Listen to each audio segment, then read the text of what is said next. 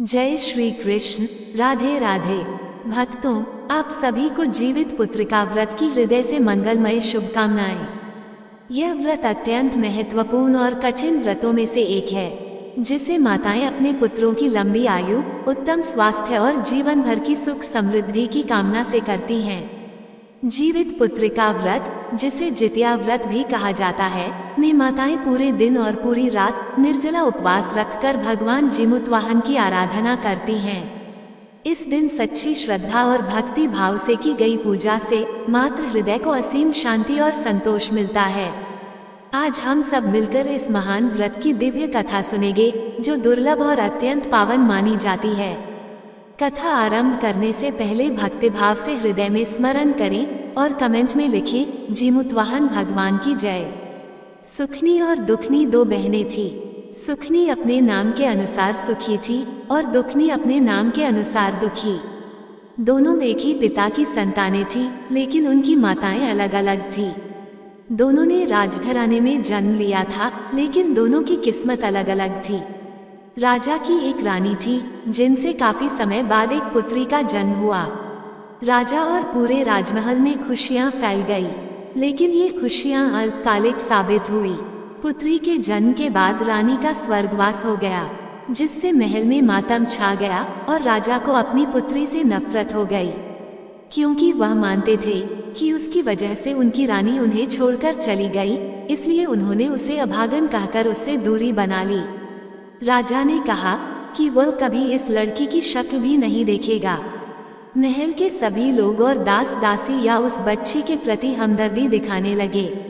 उन्होंने उसे दुखनी कहना शुरू कर दिया, क्योंकि वह जन्म से ही दुखी थी। राजा के मंत्रियों ने उन्हें समझाया कि बच्ची का इसमें कोई दोष नहीं है, उसकी माँ चली गई है और राजा ने भी उसे छोड़ दिया है, तो उसका क्या होगा।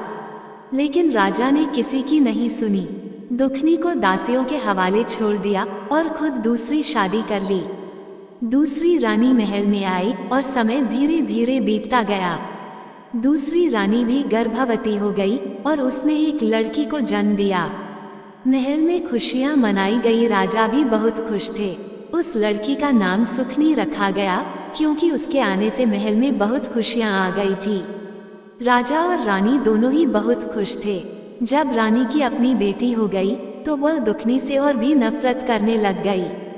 राजा भी उसे अर्थात दुखनी को देखना पसंद नहीं करते थे। बिना माँ की बच्ची राजा और रानी की उपेक्षा का शिकार बन गई थी। धीरे धीरे दोनों बच्चे बड़े हो रहे थे। सुखनी भी दुखनी को पसंद नहीं करती थी। सुखनी हमेशा अच्छा खाना खाती, अच्छे कपड़े पहनती और एक राजकुमारी की तरह जिंदगी जीती थी। दूसरी ओर दुखनी बेचारी जो भी मिलता वही खा लेती और सौतेली माँ की डांट सुनती। कितना भी अच्छा कर ले, फिर भी उसे केवल ताने ही मिलते कि जन्म लेते ही अपनी माँ को खा गई। धीरे धीरे सुखनी और दुखनी दोनों बहनें बड़ी हो गई और विवाह के योग्य हो गई। अब राजा के सलाहकारों ने दुखनी के विवाह की बात की, तो राजा ने कहा, विवाह तो मुझे करना है, वैसे भी उस अभागन को इस राज्य से बाहर भेजना है, वह मेरे राज्य पर बोझ है। राजा ने कभी भी अपनी बड़ी पुत्री को प्यार के बोल नहीं बोले थे। अब राजा ने रानी से विचार विमर्श किया कि दुखनी का विवाह करना है। तो रानी ने कहा, देखिए महाराज, दुखनी और सुखनी में 2 साल का अंतर है। दोनों विवाह के योग्य हो गई हैं, लेकिन हमारी सुखनी का भी विवाह करना है। रानी की बात सुनकर राजा कहने लगे, मेरी समझ में नहीं आ रहा कि दुखनी के लिए कैसा वर ढूंढूं, क्योंकि मुझे तो दुखनी से कोई लगाव नहीं है। वह कुलक्षणी है। मेरे घर में जो कुछ भी बुरा हुआ है, उसकी वजह से ही हुआ। उसने जन्म लेते ही अपनी माँ को खा लिया। जो रानी मुझे जान से प्यारी थी, वह मुझे छोड़कर चली गई। अगर दुखनी किसी दूसरे घर भी जाएगी तो वहाँ भी उसका बुरा साया पड़ेगा और उनके साथ भी कुछ बुरा हो सकता है। मैंने तो आज तक दुखनी का चेहरा नहीं देखा और कभी देखूंगा भी नहीं, लेकिन विवाह तो मुझे करना ही पड़ेगा। यहाँ से तो उसे विदा करना ही पड़ेगा। सौतेली माँ कहने लगी, महाराज, दुखनी की शादी किसी गरीब मजदूर के यहाँ कर दीजिए। अगर वह किसी राजमहल में जाएगी तो वहाँ भी बुरा हो जाएगा। सब लोग हमें ही दोष देंगे कि ऐसी अपशगुनी बेटी को हमारे यहाँ क्यों भेजा। जब सब पहले से पता था तो उसकी शादी हमारे राजमहल में क्यों की। इसलिए इसे कहीं गरीब घर में दे दीजिए और मेरी सुखनी के लिए अच्छा कोई राजकुमार ढूंढिए। रानी की बात राजा को सही लगी। राजा राजमहल में आया और अपने मंत्रियों के साथ विचार विमर्श करने लगा। जो मंत्री था वह बड़ा ईमानदार था और राजा के प्रति बहुत सहानुभूति रखता था, लेकिन राजा उसकी भी कोई बात सुनने को तैयार नहीं था, क्योंकि मंत्री को दुखनी से बड़ी सहानुभूति थी और वह उसे राजा की अनुपस्थिति में अपनी बेटी की तरह मानता था। लेकिन राजा के मन में सिर्फ यह विचारधारा थी कि दुखनी अपशगुनी है और वह कहीं भी सही नहीं रह सकती। जहाँ भी जाएगी वहाँ सब बुरा ही करेगी। राजा के मन में एक दृढ़ धारणा थी, लेकिन मंत्री जी की बात राजा के सामने नहीं मानी गई। इसलिए नाई और पंडित को बुलवाकर दोनों बहनों के लिए राजा ने जैसा वर बताया वैसा ढूंढने के लिए भेज दिया। नाई और ब्राह्मण दुखनी के प्रति गहरी सहानुभूति रखते थे।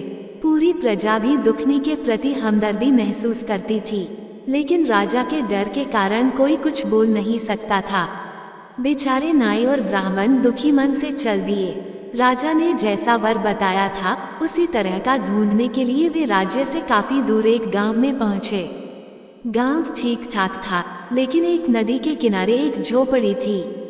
एक बूढ़ी औरत बाहर चबूतरे पर बैठी अपने बालों में कंघी कर रही थी। वह बहुत बूढ़ी थी, उसका घर भी बिखरा हुआ था।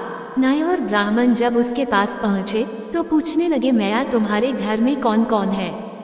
बूढ़ी औरत ने उत्तर दिया, बेटा हम तो गरीब लोग हैं, मजदूरी करके पेट पालते हैं। मेरा एक बेटा है जो मजदूरी करता है और जितना कमाता है उससे ज्यादा उड़ा देता है, क्योंकि उसका काम में मन नहीं लगता। मैं भी जितना कर सकती हूँ करती हूँ। नाई और ब्राह्मण एक दूसरे को देखकर सोचने लगे कि यही घर दुखनी के लिए ठीक रहेगा। इसलिए उन्होंने बुढ़िया से बात की और कहा कि हम राजा की बेटी का विवाह तुम्हारे घर में करना चाहते हैं। बुढ़िया चौंक कर खड़ी हो गई और कहने लगी, क्यों तुम दोनों मुझ बुढ़िया के साथ मजाक कर रहे हो? नाई और ब्राह्मण ने बुढ़िया को बैठाया और कहने लगे, माए हमारी बात ध्यान से सुनो। और राजा की बेटी जरूर है, लेकिन ना तो वह तुम्हें कोई दान दहेज देगा और न ही तुम्हारे बेटे के साथ शानो शौकत से राजा अपनी बेटी का विवाह करेगा। वाह बेचारी दुखिया है, तुम उसे माँ का प्यार देना। वो बहुत संस्कारी लड़की है, लेकिन राजा की नजरों में गिरी हुई है। राजा उसे कुलक्षणी और अपशगुनी मानता है। हे मैया, पूरी प्रजा को उससे सहानुभूति है, लेकिन यदि वह तुम्हारे घर आएगी तो तुम्हारा घर स्वर्ग बना देगी। वो बहुत अच्छी लड़की है, लेकिन राजा के खिलाफ कोई बोलने की हिम्मत नहीं कर सकता। बुढ़िया माई कहने लगी, ठीक है बेटा, मेरे बेटे का तो विवाह होना ही मुश्किल है। कौन अपनी लड़की मेरे बेटे के लिए देगा? मुझे तो इसी में खुशी है कि मेरे बेटे का विवाह हो जाएगा। अब नाई और ब्राह्मण वहाँ दुखनी का रिश्ता तय करके आगे बढ़ते हैं और उसी राज्य के राजा से मिलते हैं। जहाँ वे गए थे वहाँ के राजा के बेटे के साथ सुखनी का विवाह तय करके अपने राज्य वापस आते हैं और राजा को सारी बातें बता देते हैं। निश्चित समय पर शुभ मुहूर्त निकालकर दोनों का विवाह एक ही दिन तय हो जाता है। दुखनी के विवाह में केवल 5 लोग आए, क्योंकि बेचारे बड़े गरीब थे। राजा और रानी को कोई परवाह नहीं थी, जैसे तैसे फेरे हुए और दुखनी को विदा कर दिया गया। उसके साथ ना कोई दान दहेज, ना कोई सेवक सेविका, कुछ नहीं। बेचारी दुखनी आंसू भरी आंखों से अपने मायके से ससुराल के लिए यही अपनी किस्मत का लिखा मानकर विदा हो गई। दूसरी ओर सुखनी की बारात बहुत ही धूमधाम से आई थी। राजा ने बहुत उत्साह से सुखनी का विवाह किया और बहुत अधिक दान दहेज दिया। बहुत सारा धन, घोड़े, हीरे, मोती आदि राजा ने अपनी हैसियत से अधिक सुखनी को दहेज में दिया। राज्य का राजकुमार और दूसरा राजा बहुत खुश हुए और सुखनी की विदाई बड़े ठाट से हुई। दोनों बहनें विदा हो चुकी थी। बेचारी दुखनी झोपड़ी में आई और अपनी किस्मत पर फूट फूट कर रोने लगी, लेकिन उसने ईश्वर की मर्जी मानकर अपने पति और सासू माँ की सेवा में लग गई। उसकी सास बूढ़ी थी, दुखनी बेचारी अपनी सासू माँ के हाथ पैर दबाती, कंघी करती, उनके कपड़े धोती और खाना बनाती। उसका पति मजदूरी करता था, आधे से ज्यादा पैसे नशे में उड़ा देता था और कुछ पैसे लाता था जिससे घर का गुजारा भी नहीं हो पा रहा था। दुखनी ने अपनी सासू माँ से कहा, माँ जी, अगर मैं कुछ काम करूँगी तो हमारे हालात कुछ ठीक हो जाएंगे। बुढ़िया अपनी बहू को बिल्कुल अपनी बेटी की तरह प्यार करती थी, लेकिन दुखनी का पति उसे बहुत तंग करता था। अगर दुखनी अपने पति से कुछ कहती तो वो उसे मारता पीटता था। समय धीरे धीरे बीत रहा था और अब दुखनी गर्भवती थी। कुछ सालों बाद दुखनी के 2 बेटे और 2 बेटियां हो गई। समय बीता और सालों बीत गए, लेकिन किसी ने भी कभी दुखनी की कोई खबर नहीं ली। अब जब बच्चे हो गए तो परिवार में खर्चे बढ़ गए। अकेले आदमी की मेहनत मजदूरी से घर खर्च चलाना मुश्किल हो गया। दुखनी ने कहा, माँ जी, अगर मैं भी मेहनत मजदूरी करूँगी तो हमारे हालात बेहतर होंगे। सासू माँ ने कहा, बेटी, तुम तो राजकुमारी हो, तुमने कभी काम नहीं किया होगा। दुखनी ने कहा, माँ जी, कैसी राजकुमारी, मैं तो ऐसी ही हूँ। अपने पिताजी के घर में भी मैं ऐसी ही थी, मुझे काम करने से कोई ऐतराज नहीं है। दुखनी का व्यवहार बड़ा मीठा था। पड़ोसी और गांव वाले सब दुखनी से बहुत खुश रहते थे। दुखनी बड़ी पूजा पाठ वाली धार्मिक विचारों की महिला थी। उसे काम मिलने में देर नहीं लगी। वह लोगों के घरों में काम करने लगी। किसी का खाना बनाती तो किसी के घर में झाड़ू पोंछा करती। इस तरह दुखनी को कहीं अनाज तो कहीं भोजन और कहीं कुछ पैसे मिल जाते थे। अब दुखनी का गुजारा सही से होने लगा, जबकि उसके पति में कोई सुधार नहीं आ रहा था। दुखनी अपने पति को समझाने की कोशिश करती, लेकिन वह उल्टा उससे गाली गलौज करता और मारता पीटता। जब भी जितिया का व्रत आता तो वह पूरी श्रद्धा के साथ अपना व्रत करती थी, लेकिन माता रानी की कृपा से अब घर में पहले की तरह भूखा नहीं रहना पड़ता था। सबके पेट भर जाते थे। इतना उसके घर पर जितिया माता की कृपा थी, क्योंकि वह मेहनती थी और मेहनत करके गुजारा करती थी। दूसरी ओर सुखिया के घर में नौकर चाकर की कोई कमी नहीं थी। सुखिया राजकुमारी थी और राजमहल में राजा के घर से विदा होकर राजा की बहू बनी थी। वह राजा की बेटी और राजकुमार की पत्नी थी, अर्थात होने वाली रानी थी। एक दिन सुखिया को अपनी बहन दुखिया की याद आई। वह सोचने लगी कि बहुत समय बीत गया है, जाकर देखना चाहिए कि आखिर महारानी के रंग ढंग कैसे हैं। वह शायद बहुत दुखी होगी, क्योंकि उसके पास है ही क्या, एक बार जाकर देखना चाहिए। सुखिया ने सोचा कि अगर दुखिया कहेगी तो उसे अपने पास नौकरानी बनाकर रख लूंगी और वह मेरा काम करेगी, जिससे मुझे तसल्ली होगी कि कम से कम यहाँ भी मेरी सेवा हो रही है। सुखिया को अपने राजसी जीवन पर बड़ा गर्व था। सुखिया दुखिया के घर गई। दुखिया ने अपनी बहन को देखा तो बहुत खुश हुई। उसने सुखिया का बड़े आदर सत्कार से स्वागत किया और उसे बैठने के लिए पीढ़ा दिया।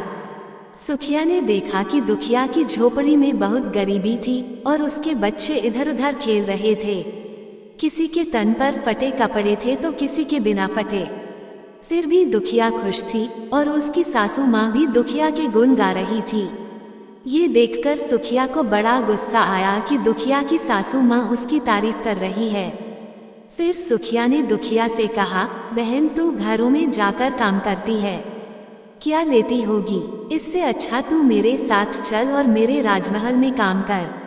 जितना तुझे यहाँ मिलता है मैं तुझे उससे ज्यादा मजदूरी दूंगी।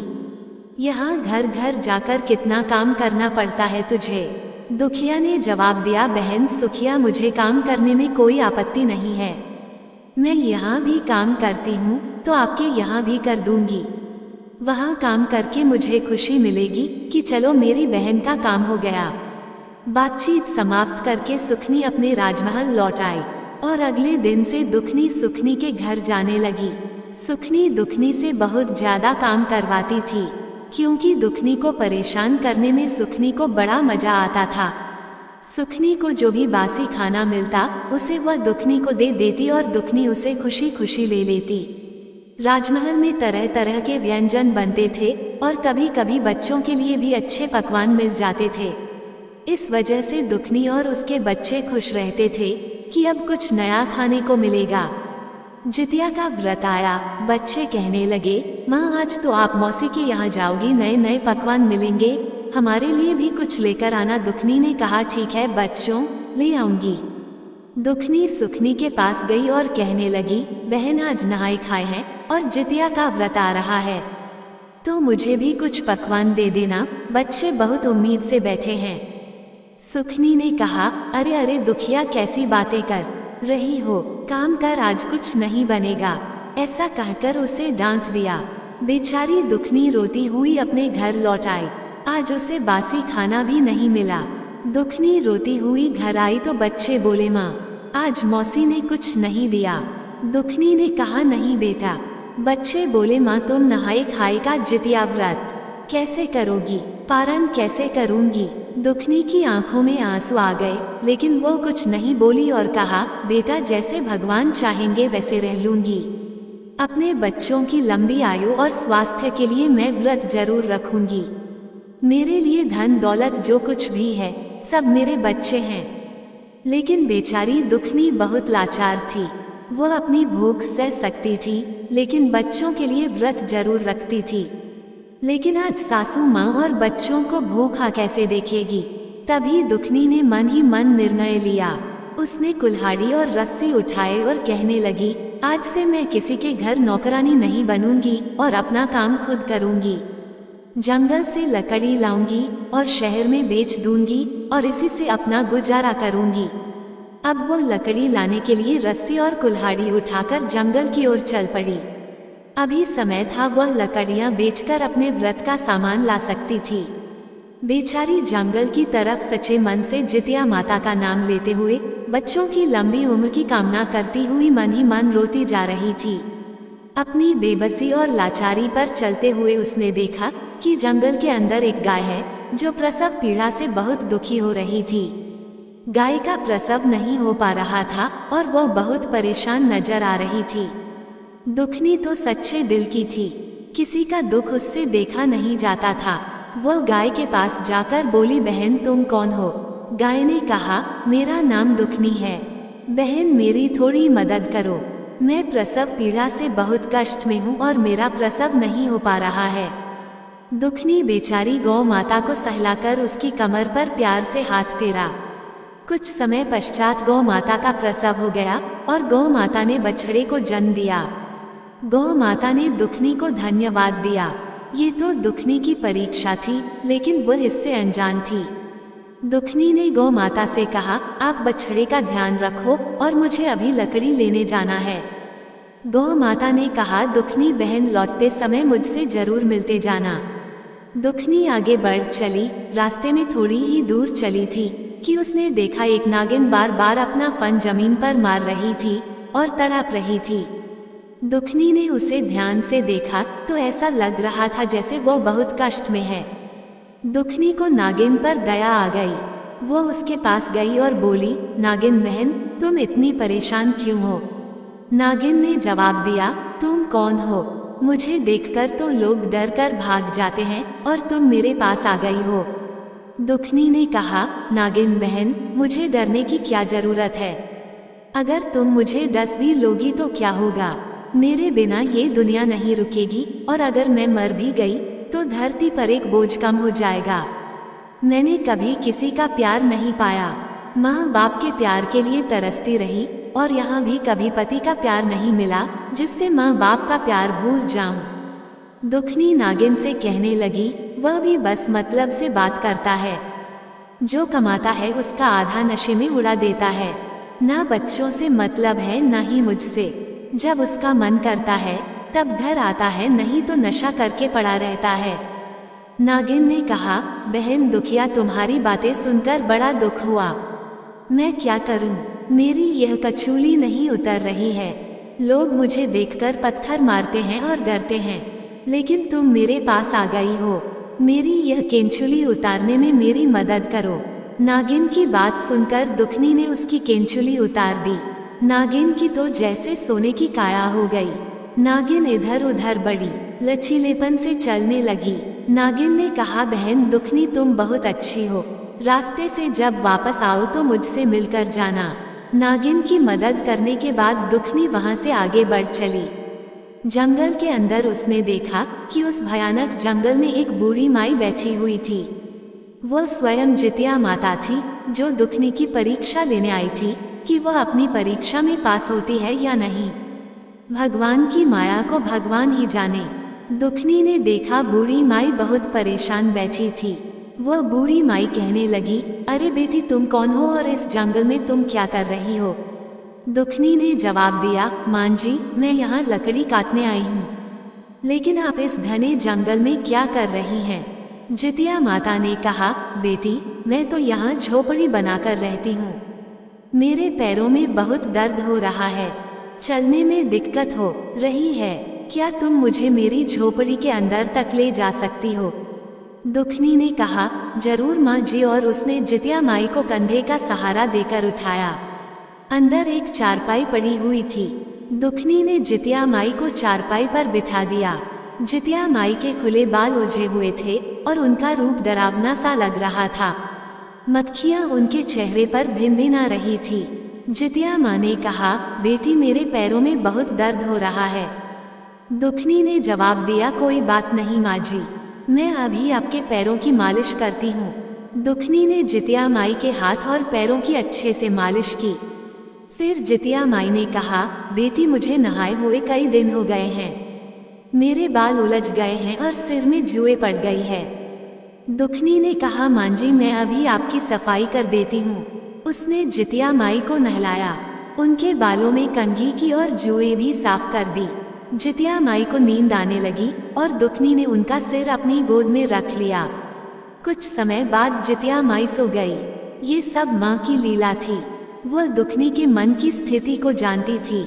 शाम होने को थी, सूरज छिपने वाला था। दुखनी के मन में यह नहीं था कि उसे लकड़ी बेचकर घर ले जाना है। वो बस यही सोच रही थी कि माँ ने उसे कितना प्यार दिया है। आज उसे अपनी माँ का प्रेम महसूस हो रहा था। माँ के लिए वह तरसती थी। उसे लग रहा था जैसे जितिया माई ही उसकी माँ है। जब जितिया माई की आंख खुली तो उन्होंने कहा, अरे बेटी मैं तो सो गई, तूने मुझे जगाया क्यों नहीं? और देख शाम हो गई है, अब तू घर लकड़ी लेकर कैसे जाएगी बेटा? दुखनी ने कहा, कोई बात नहीं माँ जी, मैं चली जाऊंगी। इतने दिन नहीं ले जा पाई तो एक दिन और सही, आज नहीं तो कल ले जाऊंगी। जितिया माई ने कहा, ठीक है बेटी, जरा मेरा ये थैला जो खूंटी से टंगा है मुझे पकड़ा दो। दुखनी ने थैला उठाया और जितिया माई को दे दिया। जितिया माई ने उसमें से एक पोटली निकाली और दुखनी को देते हुए बोली, बेटी यह पोटली ले जा, इसमें कुछ लाल कपड़े में बंधा हुआ है, इसे घर जाकर खोलना। दुखनी बहुत खुश हुई। वह सोचने लगी कि आज उसने कुछ कमाया नहीं तो क्या हुआ, कम से कम किसी की मदद तो की है। ये सोचकर वह मन ही मन में खुश हो रही थी। दुखनी पोटली लेकर आगे बढ़ी तो उसे रास्ते में वही नागिन मिली। नागिन ने कहा, अरे दुखनी बहन जरा रुको तो सही, मैंने तुमसे कहा था कि मुझसे मिलकर जाना और तुम चुपचाप चली जा रही हो। दुखनी ने कहा, नहीं बहन, बताए घर जाने के लिए थोड़ी देर हो रही थी तो सोचा जल्दी निकल जाऊं। नागिन ने कहा, बहन तुमने मुझे 12 वर्ष की कैचली से छुटकारा दिलाया है, मैं तड़प रही थी, ये लो यह मेरी नागमणि, इसे ले जाओ। जिस घर में ये रहेगी वह घर 9 निधि 12 सिद्ध हो जाएगा। दुखनी बहुत खुश हुई। उसने नाग माता के हाथ जोड़े और वहां से चल दी। थोड़ी दूर ही पहुंची थी कि गौ माता ने आवाज लगाई, अरे ओ दुखनी बहन, कैसे चुपचाप चली जा रही हो? यहाँ जंगल में हम क्या करेंगे, हमें भी तो साथ ले चलो। दुखनी ने कहा, गौ माता आप मेरे साथ चलेंगी? गौ माता ने कहा, हाँ हम चलेंगे, देख अब मेरा दूध तेरे घर के काम आएगा, तेरे बच्चे भूखे नहीं रहेंगे। मेरे दूध को बेचकर तू पैसे कमा सकती और अपने घर का खर्च चला सकती है, अपने बच्चों को मेरा मीठा दूध पिला सकती है। अब बछड़ा और गाय दुखनी के साथ साथ चलने लगे। दुखनी आगे आगे और पीछे पीछे बड़ी सुंदर सी सफेद रंग की गाय और छोटा सा बछड़ा चल रहे थे। उनके गले में बंधी हुई घंटी टन टन बज रही थी। वे बड़े आराम से जा रहे थे। जब दुखिया अपने घर पहुंची तो दुखनी की सास बैठी हुई उसका इंतजार कर रही थी। कहने लगी, अरे बहू दुखनी, आज तो बहुत समय लगा दिया बेटा। सुबह से तू भूखी थी और आज तूने कुछ खाया भी नहीं है। आज नहाकर खाना खा ले, कल तेरा निर्जल व्रत रहेगा, परसों तुझे पारण भी करना है। तू कैसे करेगी बेटा नवमी के दिन? वो अपनी सासू माँ से बोली, माँ जी आप चिंता मत करो, मुझे तो लगा ही नहीं कि मैंने कोई व्रत रखा है। मेरे शरीर में तो अजीब सी ताकत का एहसास हो रहा है। मुझे नहीं लग रहा कि मैं आज इतनी परेशान थी। आज तो मुझे बहुत हल्का और खुशी महसूस हो रही है। जब वो घर आई तो उसने सारी बात अपनी सासू माँ को बताई। उसकी सासू माँ बोली, बेटा आज तुमने तो ये बहुत अच्छा काम किया। फिर उसकी सासू माँ ने चौके को लीप दिया और एक दिया जला दिया। दुखनी ने वहां पर लाल पोटली रख दी। जैसे ही दुखनी ने लाल पोटली खोली, उसमें से सोना, चांदी, हीरे और मोती निकलने लगे। ये देखकर दुखनी और उसकी सास की आंखें फटी की फटी रह गई। बाहर गाय रंभा रही थी। दुखनी बाल्टी लेकर गई तो गाय ने बाल्टी भरकर दूध दिया। सब लोग बहुत खुश हुए। शाम को जब दुखनी का पति मजदूरी करके आया तो उसने देखा कि घर के बाहर गाय बंधी हुई है और अंदर बड़ी रोशनी चमक रही है, क्योंकि वहां नागमणि रखी हुई थी। वो बहुत हैरान हुआ और कहा, अरे ये क्या है? दुखनी ने अपने पति को सारी बात बताई। फिर उसका पति दुखनी से माफी मांगने लगा और कहने लगा, दुखनी तुम तो साक्षात लक्ष्मी हो और मैंने आज तक तुम्हारी कदर नहीं की। तुम्हारे दुख को समझने में असफल रहा, मुझे माफ कर दो। दुखनी ने कहा, कोई बात नहीं, स्वामी देर आए दुरुस्त आए। लेकिन मैं इस बात से खुश हूँ कि अब तुमने मेरी अहमियत समझ ली है। अब हमारे पास इतना धन है कि हम अपना अच्छा सा काम शुरू कर सकते हैं। उसका पति भी खुश हो गया, क्योंकि अब उसे मजदूरी नहीं करनी पड़ेगी। वह गरीबी से तंग आकर नशा करता था, क्योंकि अपने बच्चों की भूख नहीं देख पाता था और उसका गुस्सा दुखनी पर उतरता था। वह दिल का बुरा नहीं था। अब दुखनी ने कहा, चलो कुछ धन ले लो और बाजार से जितिया माता के व्रत की तैयारी के लिए सामान दिलाकर आओ। दोनों बाजार गए और सामान लेकर आए। अब दुखनी के घर में जोर शोर से जितिया व्रत की तैयारी होने लगी। 2 दिन बीत गए और दुखनी काम पर नहीं गई। सुखनी को बड़ा आश्चर्य हुआ। वह सोचने लगी कि दुखनी को क्या हो गया है जो अब तक नहीं आई। सुखनी दुखनी के घर गई और कहने लगी, अरे दुखनी तुम काम पर क्यों नहीं आ रही हो? दुखनी ने कहा, अरे बहन मुझे अब किसी के घर काम करने की जरूरत नहीं है। अगर तुम्हारा मन करे तो तुम ही मेरे घर काम करने आ जाया करो। सुखनी ने देखा तो उसकी आंखें फटी की फटी रह गई। दुखनी के घर में हर सुख सुविधा की चीजें मौजूद थी और घर बनाने के लिए मिस्त्री से बात चल रही थी। सुखनी को ये सब देखकर विश्वास नहीं हुआ। वह सोच में पड़ गई कि दुखनी को इतना धन कहाँ से मिल गया। वो गुस्से में बोली, दुखनी सच सच बता, ये सब कहाँ से चोरी करके लाई है? नहीं तो मैं राजा से शिकायत करके तुझे कारागार में डलवा दूंगी। बेचारी दुखनी डर गई, क्योंकि वह सीधी साधी थी। कहने लगी, सुखनी बहन मैंने कोई चोरी नहीं की है। मुझ पर तो जितिया माता का आशीर्वाद है। उनकी कृपा से ही मेरी समस्याएं हल हुई है। दुखनी से सुखनी ने कहा, मुझे पूरी बात बताओ। अब सुखनी के मन में लालच आ गया था और जब दुखनी ने अपनी कहानी सुनाई तो उसे भी धन पाने की लालसा जाग उठी। वह बोली, मैं भी जंगल में जाऊंगी और जितिया माता से धन लेकर आऊंगी। अब सुखनी अपने घर आ गई, लेकिन उसे चैन नहीं मिला। किसी तरह उसने रात बिताई और सुबह उठते ही कुल्हाड़ी और रस्सी लेकर जंगल की तरफ चल दी। उसकी सास ने बोला, अरे बहू कहाँ जा रही हो? बोली, माँ जी बाद में बताऊंगी, मैं कुछ धन लेने जा रही हूँ। उसकी सास कहने लगी, अरे बेटी मेरे घर में भगवान का दिया हुआ सब कुछ है, हमें और धन की क्या जरूरत है? वह बोली, नहीं माँ जी आप मुझे करने दो जो मैं करने जा रही हूँ। वह अपनी सासू माँ की बात अनसुनी करके जंगल की तरफ चल दी। जंगल में चलती जा रही थी। जंगल में कुछ अंदर गई तो देखा एक गाय प्रसव पीड़ा से करा रही थी। वह बोली, अरे बहन तुम कौन हो? जरा मेरी मदद कर दो। मैं दर्द से बेहाल हो रही हूँ। मेरा प्रसव काल है, मुझसे दर्द बर्दाश्त नहीं हो रहा है। गौ माता की बात सुनकर सुखनी कहने लगी, अरे तुझे क्या मैं दासी दिखाई देती हूँ? मैं सुखनी हूँ, इस राज्य के राजा की बहू। हमारे यहाँ दास दासियाँ काम करते हैं और तुम मुझसे काम करने के लिए बोल रही हो। वह गाय को दुत्कार के आगे चली गई। आगे कुछ दूर चलती है तो उसे वही नागिन जो अपना फन धरती पर पटक रही थी दिखाई देती है।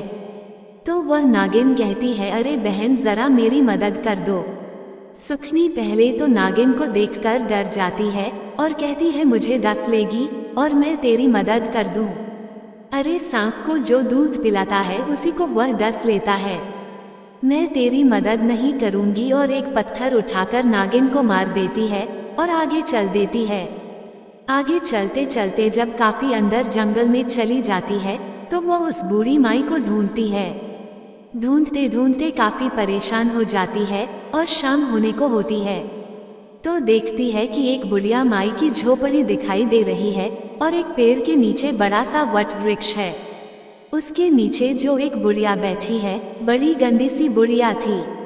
मुंह पर मक्खियां भिनक रही थी, बाल उलझे हुए थे, जिसे देखकर वह नाक मुंह सिकोड़ने लगती है। बुढ़िया माई सुखिया से कहती है, अरे बिटिया तुम कौन है बेटी? जरा मुझे मेरी झोपड़ी के अंदर पहुंचा दे, क्योंकि मेरे हाथ पैर में बड़ा दर्द है, इसलिए मुझे अंदर बैठा दे। काफी दिनों से मैं नहाई नहीं हूँ, मुझे थोड़ा नहला दे और मेरे सिर में जुए पड़ गई है, जरा मेरे सिर की सफाई कर दे। तो सुखनी कहती है, अरे वाह बुढ़िया, तुझे क्या मैं दासी नजर आती हूँ जो तेरी इतनी सेवा करूँगी? मेरे घर में दास दासियां हैं और तू मुझ पर हुक्म चला रही है। मैं तो यहाँ उस बुढ़िया से मिलने आई हूँ जिसने मेरी बहन को धनवान बनाया है। तभी उसे खूंटी से लटका हुआ वह थैला दिखाई देता है जिसमें वह पोटली रखी हुई है, लाल कपड़े में बंधी हुई। तो वह कहती है, अच्छा तो यह वही बुढ़िया है जिसने दुखनी को अमीर बना दिया। वह कहने लगी, बुढ़िया मैं तेरी सेवा नहीं कर सकती, मुझे तो बस ये पोटली चाहिए। और वह बुढ़िया की झोपड़ी से वो पोटली उठाकर चल देती है। रास्ते में आती है तो देखती है कि नागिन अभी भी ऐसे ही फन पलट रही है। थोड़ी दूर जाकर देखती है तो वह गाय भी प्रसव पीड़ा से करा रही है, लेकिन वह किसी की भी मदद नहीं करती। उसके दिल में जरा भी दया भावना नहीं थी। घर आ गई। घर आकर बड़ी खुशी खुशी अपनी सासू माँ से कहती है, देखना सासू माँ, अब हम और धनी बन जाएंगे, हमारा राजपाट और बढ़ जाएगा, हमारे राजकोष में धन बढ़ जाएगा, मैं ऐसी चीज लेकर आई हूँ।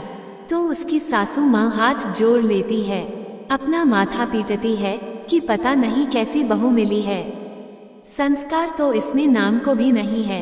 अब वह थोड़ा सा चौक गोबर से दासी से लिपवाती है, क्योंकि खुद तो कुछ करती नहीं थी, और दासी से एक दिया जलाने के लिए बोलती है। जब उस पोटली को वहाँ खोलती है तो क्या देखती है, वहाँ ढेर सारे कीड़े मकोड़े भिन भिन आने लगे, गंदगी सी हो गई और तरह तरह के कीड़े चल रहे हैं। बड़ी घिनौनी स्थिति हो गई। तभी देखती है कि उसके महल में आग लग गई। अब ये देखकर तो वह घबरा गई। उसकी सासू माँ उसे बड़ी मुश्किल से निकालकर बाहर लाती है। उसका सारा राजपाट सब धरा रह गया, सब धन जो भी जमा था सब जलकर खाक हो गया। अब उसकी सासू माँ उसे बहुत ताने सुनाती है, कैसी कुलक्षणी आई है मेरे महल में, जब से आई है तब से हमारा राजपाट भी चौपट कर दिया। सबके घर में तो लक्ष्मी आती है जो घर को स्वर्ग बना देती है, एक यह आई है महारानी, हमारा सब कुछ जला के राख कर दिया। सुखनी को अपनी करनी पर थोड़ा भी पछतावा नहीं रहा था, उसे तो उल्टा अपनी बहन पर गुस्सा आ रहा था कि उसकी बहन ने उसके साथ छल किया है। वह अपनी बहन दुखनी के घर पहुंच जाती है और उससे कहती है, सच सच बता तूने मेरे साथ क्या छल किया है, तेरे कारण मेरा सब कुछ जलकर नष्ट हो गया। मेरी सासू माँ मुझे ताने दे रही है, मेरे घर में भूख से मरने की नौबत आ गई है। दुखनी कहती है, बहन मैंने तो सब कुछ तुझे सच सच बताया था, लेकिन तेरे घर में तो सब कुछ था, तू क्यों गई उधर, तुझे तो लालच आ गया ना। लेकिन वह कहती है, नहीं दुखनी, मैं तुझे राजा से दंड दिलवाऊंगी। दुखनी मन ही मन सोचने लगी, मेरे पास तो कोई सबूत नहीं है, और वह रोने लगती है। रोते रोते वह जितिया माता को पुकारती है, कहती है, हे माँ मेरी रक्षा करो। कैसे मैं अपनी बहन को विश्वास दिलाऊं कि मैंने जो कुछ भी बताया है सब सच बताया है।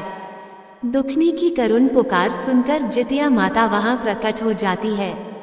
दुखनी माता को देखते ही उनके चरणों में गिर जाती है। सुखनी को देखकर बुढ़िया बनी जितिया माता कहती है, सुखनी तेरे लालच के कारण तेरे साथ बुरा हुआ है। तेरे अंदर दया भावना सेवा भावना कुछ नहीं है। ये बेचारी दुखनी, ये तो ममता की मूरत है, इसके अंदर इतनी दया भावना है।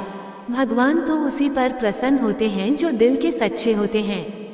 लेकिन सुखनी तेरे मन में तो कपट है, तू तो दूसरों को देखकर भी खुश नहीं है, इसलिए तुझे सजा मिली है। तुझे तेरी करनी का फल मिला है और दुखनी को उसके पूजा का फल मिला है। ये देखकर अब दुखनी जैसे रो रही थी तो सुखनी भी माता के चरणों में गिर पड़ती है। उसे अपनी करनी पर अब पछतावा होने लगता है। वह माता से क्षमा याचना करने लगती है और कहती है, माता मुझे माफ कर दो, मुझसे बहुत बड़ी गलती हो गई है। तब माता से दुखनी कहती है, माता मेरी बहन को माफ कर दो। तो माता रानी सुखनी से कहती है, देखो तू दुखनी का कितना बुरा चाहती थी, लेकिन दुखनी अभी भी तेरा सुख चाहती है। माता उसे भी सौभाग्य और बेटे का आशीर्वाद देती है और कहती है, तेरा राजपाट पहले जैसा हो जाए और दोनों बहनों को सुखी रहने का आशीर्वाद देकर वहां से जितिया माता अंतर्ध्या हो जाती है।